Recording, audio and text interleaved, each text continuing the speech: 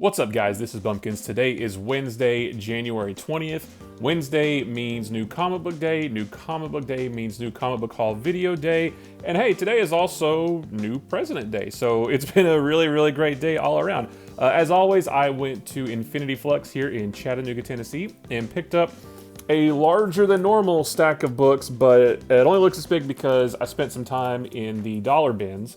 So there's a lot to get through, starting with Daredevil number 25, second printing, first appearance of Elektra as Daredevil. I was super happy to be able to get this. As you know, probably know, Daredevil 25, the first printing sold out super fast. I wasn't able to get my hands on one of those, but I did get this one. And this is the first appearance of Elektra as Daredevil on the cover. So if that's the kind of thing you care about, then this is pretty cool. I just like the artwork though, and I dig the design. Like, I'm super excited to read this. I haven't read any of this run yet, but I was happy to get this one. Moving on to Iron Fist, Heart of the Dragon, number 1, cover A. I just like the cover A the best. I'm not too sure what the gist of the story is, but I like Iron Fist pretty well. I'm down for a new Iron Fist story, so excited to read this one. Next, we've got Maestro War and Pax number 1. I did get all 5 issues of the Maestro miniseries that just ended a month or two ago, and I haven't read those yet either, but I'm going to, and then I'm going to read this. I like the Maestro. I loved him ever since Hulk Future Imperfect back in the 90s, so this is another good one. The requisite King in Black books for the week. I got King in Black number 3. I got the Venom, I don't know what letter this is, but the Venom, the connected cover, just because I like that artwork. I'm not sure who did this one though, but, oh, is it? Oh, that's Lionel Francis Yu, I think, did this one. Yeah, I just like that cover. I like that picture of Venom.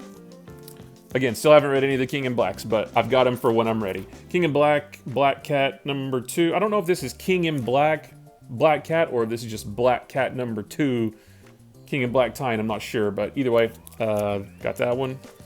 And then Symbiote Spider-Man number 3, King in Black tie-in, Captain Marvel on the cover.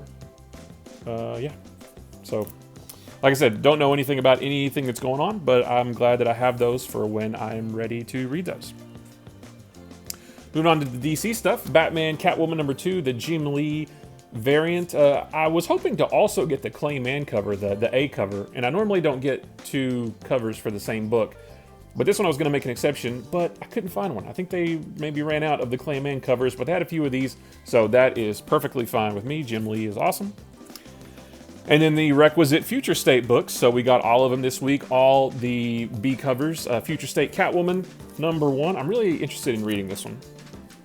Future State Immortal Wonder Woman, number 1. I like the colored pencil look of that one. Future State, The Next Batman, number 2. Super excited to read this. The next Batman was one of my favorite of the Future States. The first wave of Future State books, the first week of Future State books, didn't really grab me the way I wanted to, but last week's batch of Future State books I enjoyed a little bit better. So I like Justice League. I thought Dark Detective was really good. Nightwing was good. Or no, wait, I haven't read Nightwing because Nightwing is here. What did I read Nightwing in? Was it Teen Titans, I guess? That one was good too. I don't remember, but the second week of Future State I liked better. So yeah, Nightwing, Future State Nightwing number 1. I'm excited to read this. Future State Shazam number 1. I like that cover a lot. Future State Worlds of War number 1. Are you not entertained? Are you not entertained? And that's it for those. One of my most anticipated for the week is The Scumbag number 4. Guys, this is a really fun book. James Bond by way of a hobo. This is a lot of fun. I'm excited to read that one. And then probably my most anticipated book for the week is from Aftershock, one of my favorite new publishers that I've started reading. They're not new, but they're new to me. Aftershock, I Breathed a Body, number 1. I know a little bit about what the story's about, but not enough to be able to talk here without reading it first. But I just really, like, every week I'm so interested in reading these indies because like I was talking with some folks in the shop about today, with the main Marvel and DC titles, they're good, but you kind of know what you're going to get, right? With these indies, like I have no idea what's inside this book, and I cannot wait to find out. I love the stories that are just off the wall crazy. So yeah, this is probably my most anticipated for the week. And then one that I was kind of iffy on, I was going to say my Dark Horse pick, which is also by Dark Horse, is Crimson Flower #1. This sounds interesting. I was a little bit iffy on it, but after watching the preview video that my shop puts out every Tuesday, I decided where they talk about books that are coming out the next day. I decided to go ahead and pick this one up, try it out. If I don't like it, that's fine. Or if it doesn't grab me, no big deal. At least I gave it a shot. And actually, that was, wow, I got through those quick. That's all for the new books, but I've got some dollar books as well. So they started doing this new thing at Infinity Flux where every Saturday they put out a whole new batch of dollar comics.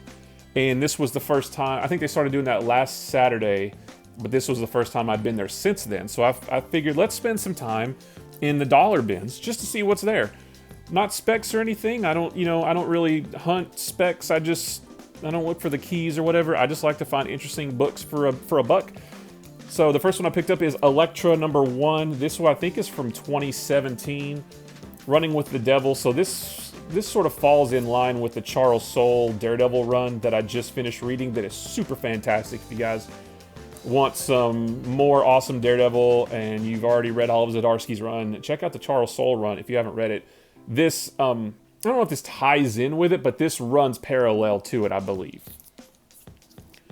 And then sort of running parallel to that is Kingpin #1, Running with the Devil. I don't know what that, I don't really know what this story is. I don't know if it's like, it's not really crossing over because everything in Daredevil from that run was self-contained, but I think this maybe just fleshes it out a little bit more. But I was curious, I don't know. So that's why for $1, I thought, hey, I liked that run of Daredevil. Let's see if this matches up with it. This one I have no idea. I've never...